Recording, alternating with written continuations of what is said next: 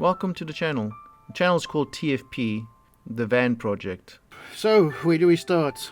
I finally got the courage to start looking for vans, and I looked at the older vans, the pre-2014 Traffic Vivaro Prima Stars, but once I realized how much money I'm going to have to spend converting it to a camper, I decided to maybe go for a 2015 onwards model. Now that I knew what I was looking for, I looked around and went to visit one or two vans, was Ducatos and Vivaros at the time, and decided eventually on 2015 onwards Vivaro all traffic model.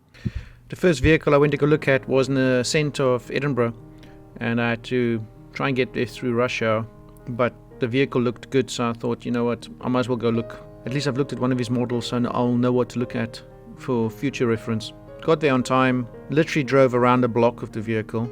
Overall, outside was pretty clean. The inside had a few dents in the back door. Further than that, I couldn't complain about the vehicle. Another customer arrived and he went to go help that customer and left me alone. So I had a proper look through the vehicle and I was pretty happy with the vehicle. When it came to the negotiating a price, it only came down £200. But then again, I expected that. They're all stingy. They were not willing to give any money off. At that point, I found out that it wasn't his vehicle. He was selling it on behalf of a friend. And he's a car dealer. The alarm bells started going off. We talked. When I said I want to put some of the money on a credit card, he was telling me that he couldn't accept a credit card because he hasn't got a credit card facilities, and he would have to speak to the owner. At that point, I decided to leave it and talk to him the next day and didn't leave a deposit. So he phoned me back later on saying that the owner would accept a credit card and that he would pick me up at a train station and then take me to the bank to draw cash. More alarm bells was ringing.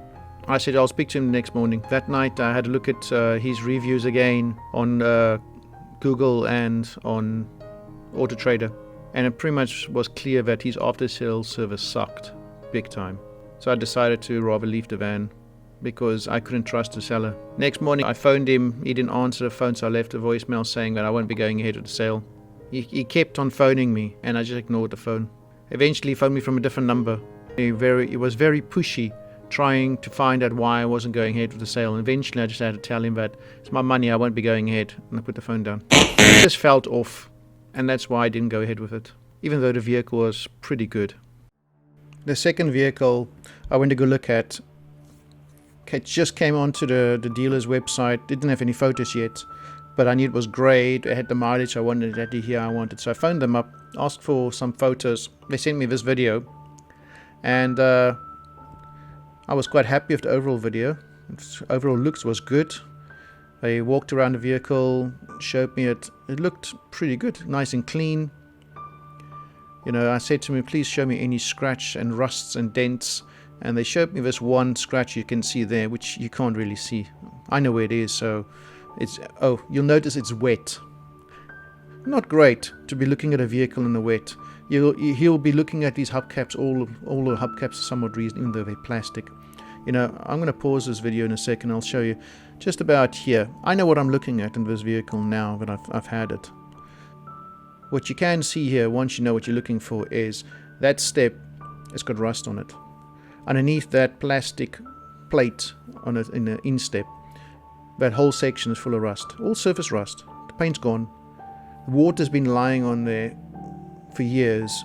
Now all we know is this was a plumbing van and they must have been using this on new builds and had a door open all the time, and it was raining into the vehicle and they just didn't care. Whoever was driving these vehicles did not care about the vehicles.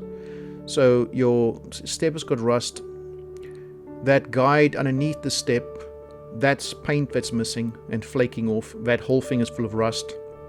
But what you can't see there, or you barely might be able to see, is a slight deviation in the metal below the guide, and that's because the sill's crushed.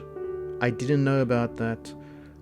I didn't look for it, which is my own fault, because I did look for it, but I didn't see it. And you can only really see it well when you're underneath the vehicle, so I wasn't too happy about that. But continuing on, inside looks great, you know, there's no dents or, you know, it doesn't really matter, it's covered. The roof looks fine, you know, closing the vehicle, once again, doesn't look down, showing me the rust. Vehicle looks nice. There's no marks there. That door's got a slight deviation because one of the internal struts is loose. Actually, about 5 of them was loose, which I glued back in. But it looks neat. It looks clean. It's a 15 plate. It's great. The back, it looks fine. I'm going to pause again just to show you guys something. You can just barely see this on the bottom door here on the left hand side. That pin is discolored. That's rust. Plus the guide at the bottom of the floor is also discolored. That's rust. I took those off because this vehicle is 4 years old. Let me just say this. 4 years old. The amount of surface rust on this vehicle underneath the paint, like tiny bubbles. It's all over it. It was all the way from the back cab's door, underneath the carpets, into the cab, everywhere. I took everything apart to clean this rust. You'll still see this later on. But I took everything apart to get to this rust and clean up and remove and work on the rust as best I can. I think I'm probably going to have to spend next year taking the cab apart again and check the rust. The back I won't be able to because once the back's done, it's done. But the cab can be taken apart again and checked.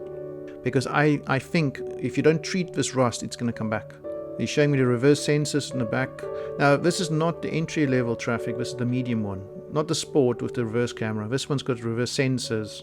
And this one doesn't have cruise control. But it's got a few other things. The doors can open nicely. The door hooks there is a bit rusted again. It's all things I should have picked up on how much rust, surface rust I can see. So there's other stuff being hidden. The anti-corrosion in this vehicle, I don't know if it's been done badly or what the story is, but everywhere there's tiny bubbles. Once again, down the side, nice and clean. Now, I did my homework. This vehicle was up for 8,000. It had no VAT on it. And similar vehicles is about 10 to 11,000 pounds for this mileage. So I knew it was a really, really good price. Now, it just came onto the forecourt. This was just after they have done their check and they were happy. Now, he's going to open a door in a second and you won't be able to see the seat. This is one thing, again, they were not showing me. The seat had a big tear out of it. Now, luckily for me, they were willing to fix it. And they offered to fix it. And they did a great job, so I'm not complaining about the seat. But it's things they should have showed me on the video and said, listen, this seat's damaged, we'll fix it. Don't you worry about that. Mileage looks good, 61,500. Except this was about 800 to 1,000 miles wrong compared to the advert. No warning lights except for petrol and handbrake and cold engine, which is great. I didn't mind that. There is a slight issue with the mileage that you get out of your fuel. It's supposed to show you how much miles you got left for your tank. It doesn't. I don't really care. It's not end of the world. It's not going to bug me. And then he showed me the book, which is great. Because it showed me that this vehicle, I'm going to pause it. What he shows me here is it was serviced in 2017 at 25,000 miles, and then was serviced again at 2019, a year and 8 months apart. So it's done 36,000 miles in that time. This company serviced it. Once again, the anti-corrosion has been ticked on both years, except they did a really crap job with anti-corrosion check because this thing has got surface rust everywhere. You can see it on the right hand side, there's a bit of writing there. This is the discs, the pads, the springs. They fixed something on the right hand side, the driver's side at the front. So I don't know if it was knocked or what damage there was, but they fixed that, which means I didn't have to fix it. So it was a great price, was just serviced, it's had an MOT, they fixed a lot of things on this vehicle before I got to it. Now, like I said earlier, £8,000, great price, and I like that, But there's a reason it was a great price, and I should have realized that when I looked at it. £8,000 compared to £10,000, £11,000 for other vehicles, which still might have VAT added to it. This one had all this rust issues, they fixed the front bits. He's busy showing me all these dials. He's going to show me everything's working nicely. The aircon is working, which it doesn't. I only found out when it was nice and hot. And I tried the aircon and nothing happened. So aircon is damaged, or aircon might not be filled, or I don't know. But like I said, great deal. Went and haggled with him, got £150 off, which is about almost half the cost of the tax. Overall, I'm happy. You know, okay, I didn't know about all these things. I should have looked in the daylight. I shouldn't have looked in the rain at the vehicle when I went to go look at it. But what can you do? When you live in Scotland and it rains and you have to drive an hour and a half to go look at a vehicle, it is what it is. Get wet, get underneath the vehicle and see. Because end of the day, that's what you want. You want a decent vehicle. And if you find the one, sometimes it is the one and sometimes it's not the one, even though it's tugging at your heartstrings. I took the chance and overall I'm happy with the result.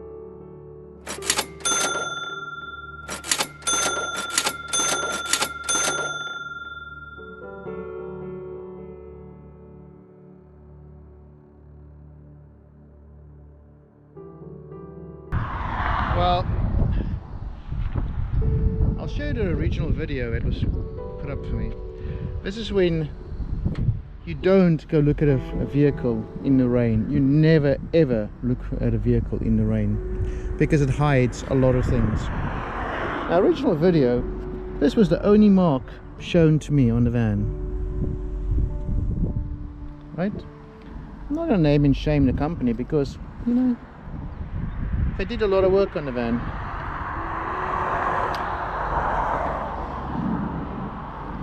I'll show you a few things. Loads and loads of surface scratches all over. You might not be able to see this very well. There. As they took off the vinyl, loads of scratches. Scratches everywhere. Bumper.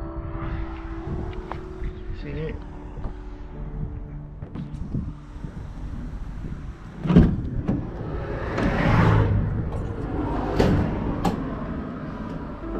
Overall, can't complain about the interior.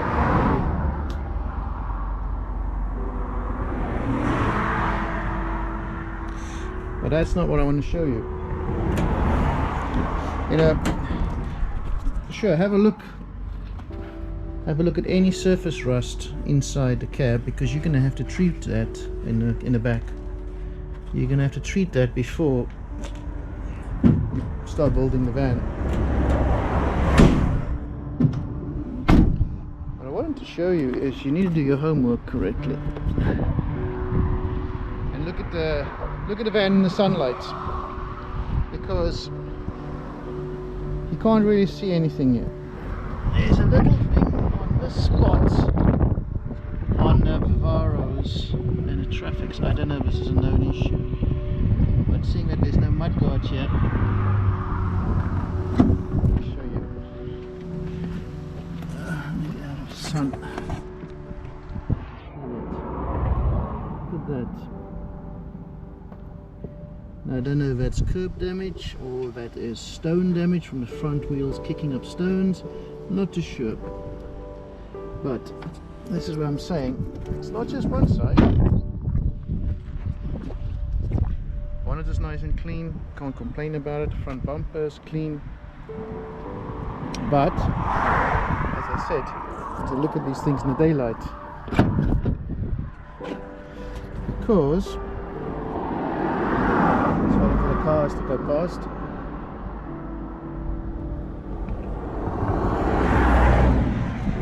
So as you can see, this side has exactly the same issue as the other side. That's what I'm thinking. That this is the issue with this vehicle. That's nice and clean. And then do have a look underneath the vehicle. If I did a proper look, I would have noticed not just all the surface rust from water that's been sitting in here for ages, which I'm going to have to treat, but down here underneath, I'm going to have to fix that as well before we start using this vehicle. I'm going to have to take this out and treat it for this rust, grease it. Overall, I did my homework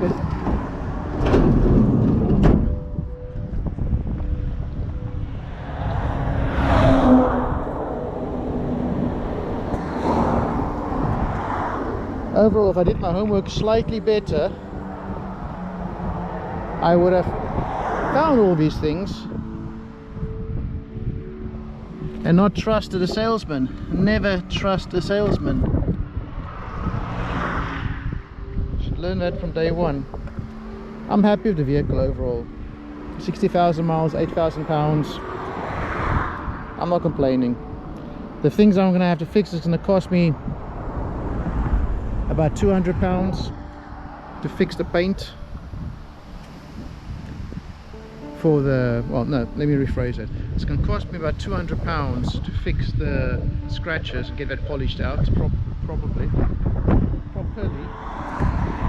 The dents at the bottom of the front doors, sorry, the missing paint at the bottom of the front doors.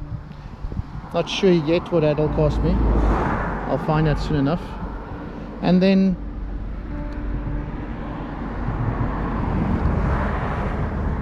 the dent here at the bottom of the passenger, the loading door, that'll probably have to get filled and sprayed. So anyway,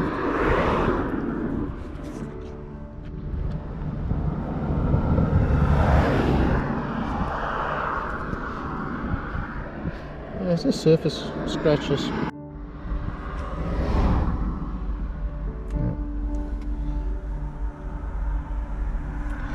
So you can see the child's been in here already, starting to get ready. Overall, the cab is in good nick. The seat that I'm sitting on had a hole in it, but that's been fixed by the company. Like I said, the company repaired a lot of things, replaced a lot of things in the front axle, tires and springs and coils. So I'm not going to complain about the price. I think I got a really good price. I would have been good to have known about all the faults, but I've got an extremely good mechanic and panel beater. So I know I'll be able to get this all sorted out for a reasonable price. I'm going to climb underneath this in a minute, and then we'll have a look at that as well.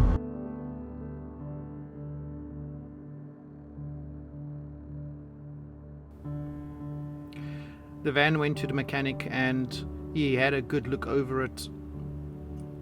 Had a look of any faults or if anything I need to repair straight away, or if there's anything else that I need to look at in the near future. I had a look around the vehicle and found quite a lot of space underneath it. You know, I could easily fit a grey and a water tank, and probably the gas tank as well, easily underneath the vehicle. There is a vast amount of space, as you can see. I had a look at the spare wheels cage. It's pretty rusted.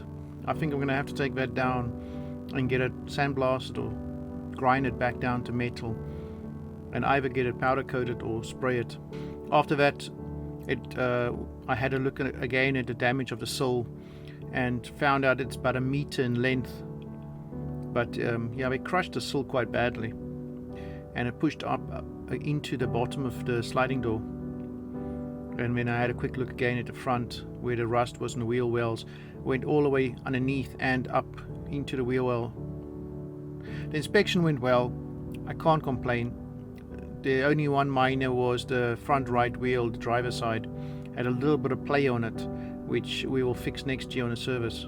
The rest of the vehicles flew through and there weren't any issues to worry about. Rust is superficial, that can be fixed. Just make sure that the vehicle's good, and I'm pretty happy that it was. This is the first video of the vehicle, and it's quite a lengthy one. Sorry about how long it was. I hope you enjoyed it. The next ones will probably be shorter than this. Thank you for watching. Please click that subscribe and the bell, and I hope to see you in the next video.